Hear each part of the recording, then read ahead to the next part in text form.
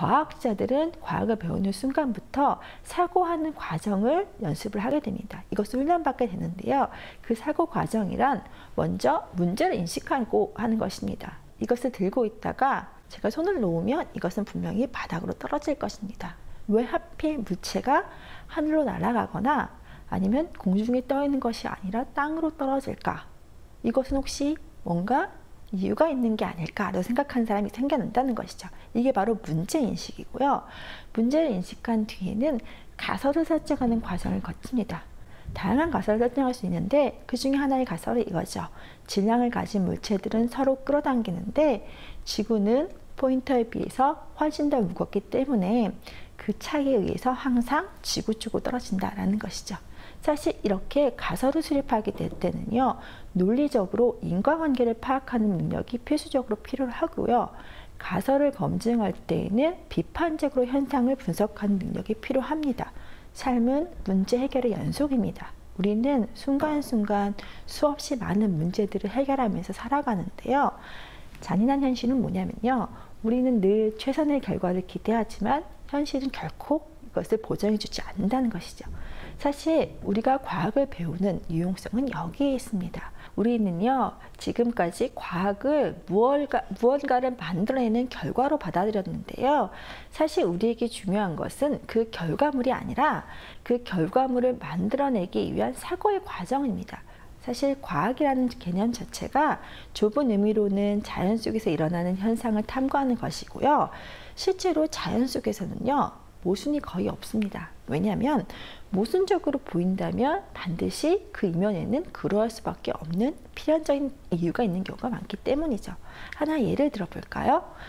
대부분의 동물들은요, 자신의 몸을 주로 드러내기보다는 숨깁니다. 그 이유는요, 주변과 비슷해야지만 살아가는 데 더 유리하기 때문입니다.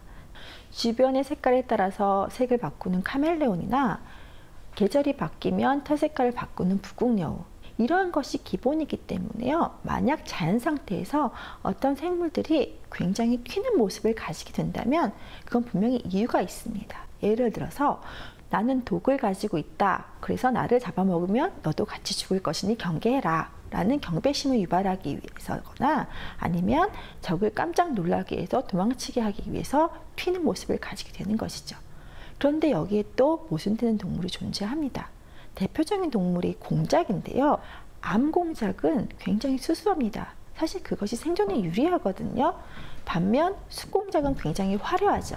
눈에 잘 띄고 꼬리가 너무 무거워서 생존에 불리하지만 그 꼬리를 포기할 수가 없습니다.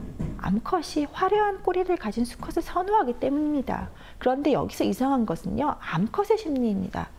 꼬리가 화려하고 무거운 그 수컷과 짝짓기를 하여서 새끼를 낳게 되면요, 거기서 낳은 수컷 새끼들, 즉 아들들도 무거운 꼬리로 인해서 생존이 불리할 텐데요.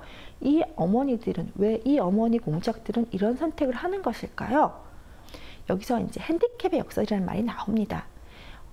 수컷에게 있어서 꼬리가 길다는 건 일종의 핸디캡이거든요. 그런데 이 핸디캡을 갖게 되면은 살아날 가능성이 굉장히 낮아지지만요, 이는 역으로 그 개체가 핸디캡을 상쇄할 수 있을 만큼 분명히 다른 장점들이 있어야 하기 때문입니다. 그러니까 결국에는요, 암컷은 그 수컷의 꼬리가 예쁘고 아름다워서가 아니라 그 아름다움을 유지하기 위해서 치르고 이겨낸 생존력을 보고 수컷을 선택하는 것입니다.